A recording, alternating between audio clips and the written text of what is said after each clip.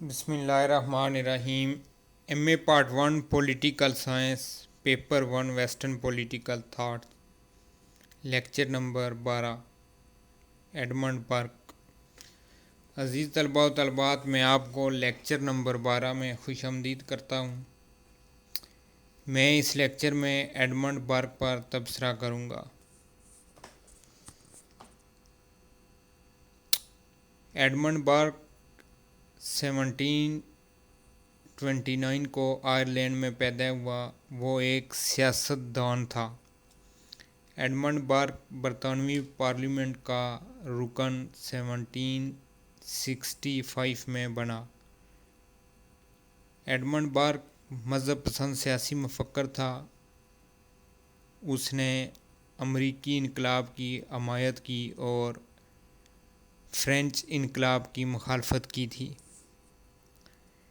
Edmund برک نے اپنی کتاب reflection on the revolution in France,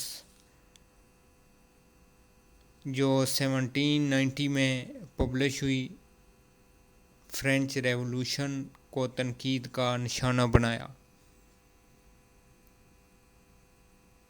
اس کی اس تنقید سے قدامت پسندی، کنزرویٹزم کی تھیوری پیدا ہوئی۔ ایڈمنڈ برک قدامت پرست سیاسی مفکر تھا۔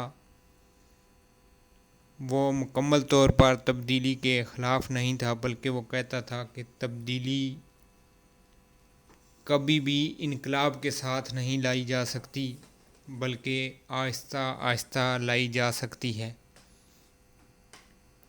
تبدیلی ٹریڈیشن بنیادوں پر مبنی ہوگی۔ سیاسی نظام میں اگر کوئی خرابی آئے تو اس کو آہستہ آہستہ ٹھیک کرنے کی ضرورت ہوتی ہے، نہ کہ اس نظام کو جڑ سے اکھاڑ پھینکا جائے گا۔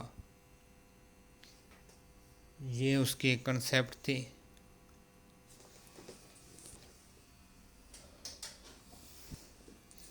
برک believed that French Revolution was a kind of revolution aimed against the existing natural order. Therefore, the French Revolution cannot be accepted.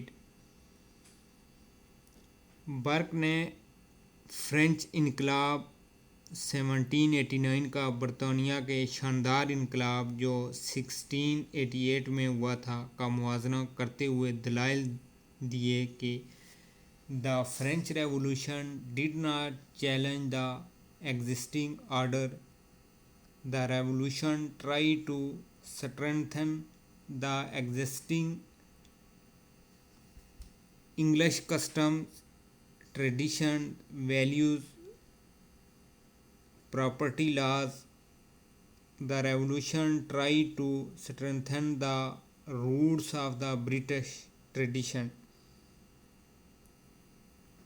یعنی وہ شاندار انقلاب پر تنقید نہیں کرتا کیونکہ اس انقلاب نے برطانیہ کے رسم و رواج، روایات اور اقدار کو نقصان نہیں پہنچایا،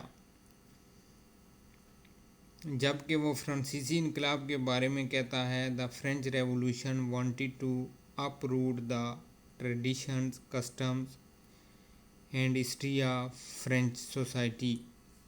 اس کے مطابق فرینچ انقلاب وہاں کی روایات اور رواجات کو ڈسٹرب کرنا چاہتا تھا۔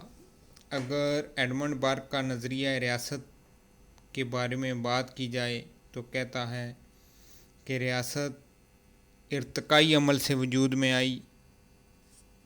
اس نے ریاست کے وجود میں آنے کا جو نظریہ لاک نے پیش کیا تھا وہ اس کے خلاف تھا۔ ایڈمنڈ برک کے مطابق ریاست کی نشو و نما کا احاطہ نہیں ہو سکتا۔ ریاست ایک مسلسل ارتقائی عمل کا نتیجہ ہے۔ ریاست ارتقائی مراحل سے گزر کر وجود میں آئی۔ ایک ہی وقت میں سب سوسائٹی نہیں بنی۔ اب میں آپ کو برک کے نظریہ حقوق کے بارے میں بتاتا ہوں۔